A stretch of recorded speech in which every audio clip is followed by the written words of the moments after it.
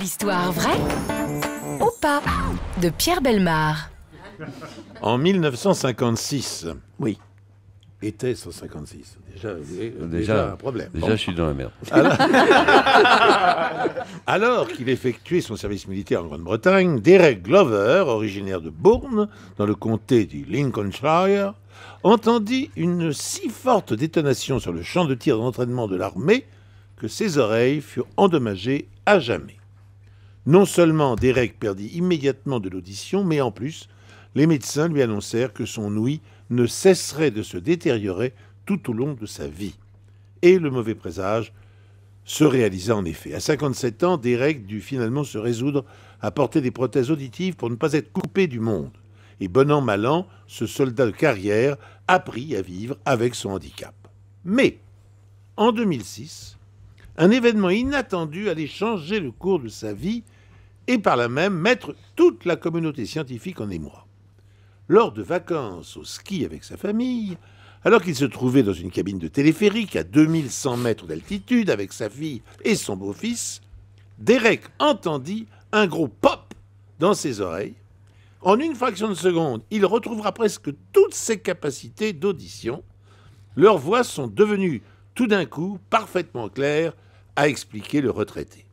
Malheureusement, de retour chez lui, sa surdité redevint invasive et il eut beau retourner en altitude, jamais son audition ne redevint normale.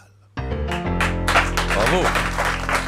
Merci Pierre Bellemare. Ouais, il aurait pu parler pendant une demi-heure. Hein. Ah oui, Pierre, on aurait écouté. Ah, mais on est comme ça. Alors, il y aura une deuxième histoire à midi quelle une. merveille. Hein. Alors, Jean Reno, est-ce que vous y croyez à l'histoire de Pierre Bellemare? Pop à 2100 mètres. Et après, on repère. J'ai du mal à y croire. Ouais, moi aussi. J'ai du mal. Moi aussi. Déjà que Pierre Bellemare, il nous a fait souvent des entourloupes. Mais là, j'ai l'impression qu'il est allé très très loin. Alors, Pierre Bellemare, vous nous donnerez la réponse dans un instant. Juste, Laurent Guillet, vous y croyez? Non, j'y crois pas non plus parce que je pense que ça se termine bien cette histoire pour une fois et que Pierre, il veut toujours qu'il y ait quelque chose de négatif. C'est donc moi qui ai inventé la fin malheureuse. Ouais. C'est bien ce que vous pensez. C'est ce que je pense. Merci. train de le perdre. Parce que le tympan peut être, j'allais dire, débouché. Enfin, Oui, un gros bouchon. Et, oui, quelque chose sur le tympan qui change à ce moment-là à 2100 mètres. Mais pourquoi il redevient Et voilà, c'est ça. Écoutez, on appellera un ORL dans un instant. Et Jean Reno, généralement, il se trompe pas. Il voit tout de suite quand il y a un loup quelque part. Je peux vous dire, Jean Reno le détecte tout de suite. Et pour lui, il y a un loup dans votre histoire. Merci, Ouais, c'est ouais. Pierre Bellemare qui fait le loup. Hein. À merveille. Quand il fait le loup, Pierre Bellemare, on a l'impression qu'il fait le Vélo Solex. Non, mais ça- le vélo Solex. Merci. Bah, parce que c'est vraiment un truc de vélo Je peux dire quelque chose, oui, mais sans blague.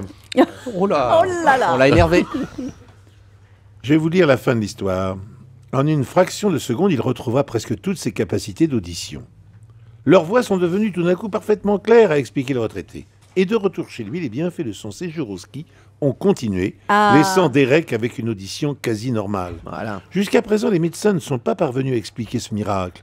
Interrogé par la presse, David Reid, du Centre de recherche britannique sur la surdité, a déclaré « Retrouver son ouïe grâce à un changement d'altitude est parfaitement inhabituel. Pour ceux qui espéraient se faire rembourser des vacances au ski par la sécurité sociale, c'est encore loupé. » Voilà. Oh, bravo, et Jean Bravo. Reno, Voilà. bien vu.